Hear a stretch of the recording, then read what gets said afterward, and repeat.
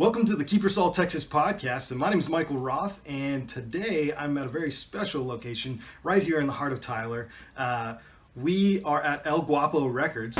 Oh, I don't know what I'm going.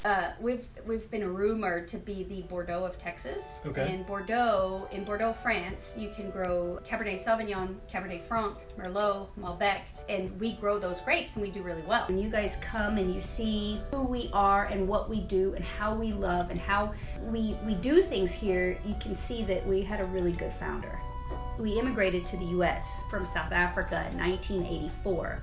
I'm so excited to celebrate 20 years of having Kiepersol here. We are celebrating all year long, just the 20 years in the making, and we have a lot of fun events coming up this year. I know that we have been doing a lot of collaborations notoriously throughout the history of the company, but specifically recently, and I know that we're getting to know a lot more about our local community. So we're definitely going to be highlighting some local businesses, other restaurants in town, Tyler local eats. We're also going to be talking about the Texas wine industry and other Texas wineries. We're kind of curious too, like what's your favorite Texas wine? I want to learn, I'm sure Marnell wants to know what people like. And it's better for you to be drinking a Texas winery wine than a winery from out of state. But I'd love to see what wines you guys are drinking that are not Kiepersol, so we can shout out to those awesome wineries and say, hey, look how amazing the product is coming out of our own state. It made me think, people travel from Germany and they travel from all over to come see what we're doing here in East Texas. There's more tourism than you realize. And we do these tours and we realize, man, there's not a single person. I've got 40 people in front of me, and there's no one from around here. They're from Austin, San Antonio, Houston, Germany, New York, Minnesota. They're from everywhere. The beauty of collaborating with people in East Texas is that I feel like sometimes even East Texans don't realize what gems we have here. I would love to showcase that with local businesses and go, guys, we're pretty awesome right here. You don't have to leave to get amazing wine, amazing food, amazing restaurants, amazing local music, great access to awesome boutiques and clothing, and we have so much to offer in terms of cultural things and what our universities offer. I mean, I'm pretty passionate about our local community, and I get out there and talk to these business owners and talk to the people with the schools and the hospitals and go, wow, we live in a pretty amazing place.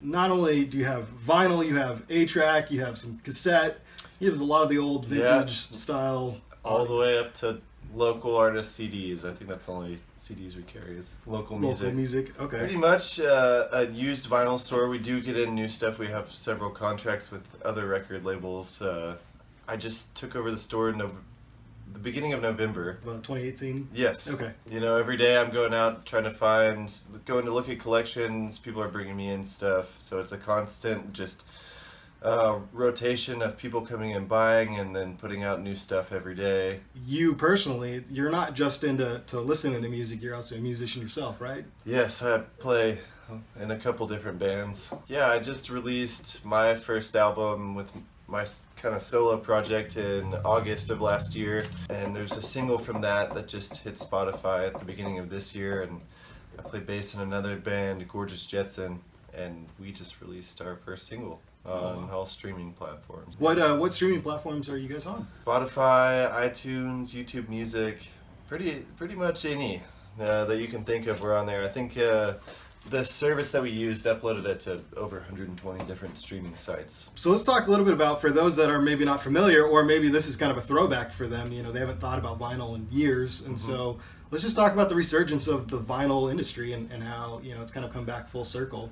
Well, I think that the whole idea behind it started off as like indie bands trying to, do something cool and different from everybody else, maybe early to mid 2000s, and then it just like completely caught on, and everybody has gone back to releasing to vinyl or straight to cassette tape even. Thought of a CD is kind of out the window. With a vinyl, you get a big, beautiful front and back cover, and if it's a gatefold, you get the inside, and a lot of vinyls come with different inserts or picture books inside, and it gives the record more of a chance to tell a story than just the music. So that's something that's kind of lost in, even digital downloads. You don't necessarily get the story or some of the pictographs that come with that. Yeah, definitely. I feel like iTunes or someone tried to, harp on the label and the cover and stuff a little bit more to try and bring that aspect of music back, but you just can't beat some of the stuff that's in here. I'm definitely not biased to any kind of music. I'm a pretty big fan of mid to late 60s psych rock stuff, so that's what I've been hunting for as of recent, and it definitely shows in here. A lot of the new stuff that I've been getting in is Led Zeppelin and the Beatles, all the way into like Dr. John and the Nite Tripper or the Grateful Dead. Just gets a little weirder as we go. Yeah, I see we have some Ozzy Osbourne. I've seen Prince in here before. I've seen David Bowie. All the classics. You guys have just about every genre I can think of in here, right? I mean, you have some like music tracks, soundtracks, right? Oh, definitely. No new like radio rap stuff. Everything else is fair game. You guys also sell some turntables and other equipment for being able to listen to some of these mediums as well, right? Yeah, definitely. I keep stocked turntables, and then I'll have people come in and sell me parts of their old system that they had. I think I've got a couple amps in the back. Picking up some speakers hopefully later on this week, and kind of a mixture of things used for listening. El Guapo Records, where can they find you? We're at 5304 Old Bullard Road, or you can find us on Facebook as El Guapo Records, and Instagram, our handle is at El Guapo Record Co. As far as anybody that's maybe can't make it quite to Tyler but are interested in possibly buying some vinyl, would you guys do shipping or online sales at all? I'm in the process of starting up an online store. Okay. Just getting that ready to release at once, so we have like a good product to release to everybody. But I would say before July, we'll have an online store fully up and running. Okay. Yeah, you have merch. You have all kinds of cool, sweet T-shirts out here. Oh, yeah. Kind of a cool little location. You guys are right next door to Alex Afton Vintedge, right? Yeah, the people who shop at her store like old things. And, most of these records are pretty old, so. Can you paint us a picture of what the music scene in East Texas looks like? It's rad. We just threw a show at the end of last year with all 3 local bands, and and a local DJ as well. Roadkeeper, Street Waves, and Gorgeous Jetson, and DJ Clinz was spinning an all psych rock vinyl set, and I just haven't seen that happen in Tyler ever since I've been here. So it's like super cool for me to see like people growing, and we're trying to play as much as we can and get other people inspired to start their own bands, because Tyler's a town full of musicians, really. It's always been that way since I've been here, and it's just good to see people working. What are some of your favorite venues that you like to play at? Man, Stanley's holds top notch. Truvine as well. Their stage is beautiful. I think that Gorgeous Jetson is playing there pretty soon. I mean, Truvine's got a really nice little amphitheater. I feel like there's a lot of cool little venues popping up, and it seems like the music scene's definitely growing in East Texas, and not to mention, it's the perfect location if you're touring, Yes, it is between Louisiana and somewhere in Texas. We're like the perfect destination spot. Yeah, it's pretty good connecting dates. I've been talking to some people who are coming in from out of town for South by Southwest in Austin. We might have some of them here. Gorgeous Jetson might be playing a couple showcases though, so we'll see what happens. But yeah, it is pretty ideal if you're traveling east to west to be able to stop in Tyler. Okay, yeah, absolutely. Well, I mean, I know you brought your guitar today. You want to play us a song? Let's do it.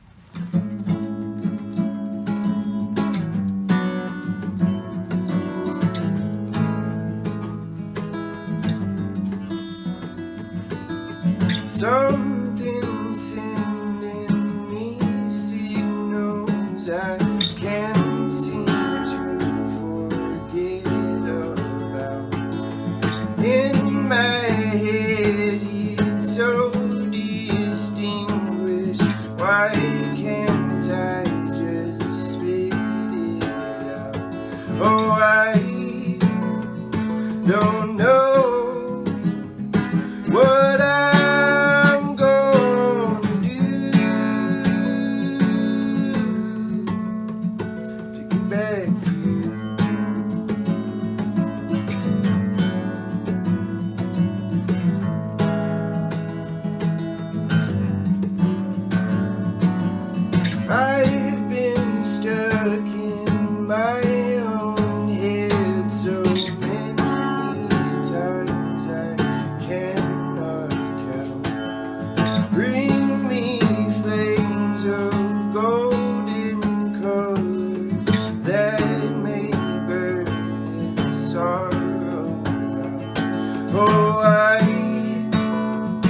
don't know what I'm gonna do to get back to you.